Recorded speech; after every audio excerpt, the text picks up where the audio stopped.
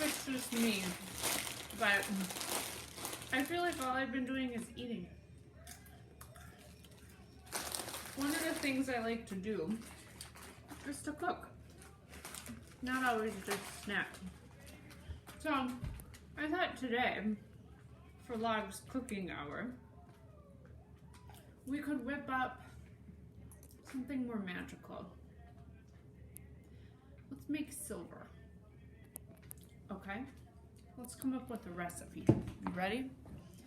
Let's take copper and we'll react it with silver nitrate. What type of reaction does that look like? I know what you're thinking. Single replacement. So on the product side, once we take these two and we react them together, we'll end up with silver, and then copper will pair up with NO3. Copper on the periodic table, if you've got that out, maybe look at it. Copper can be a +1 or a +2.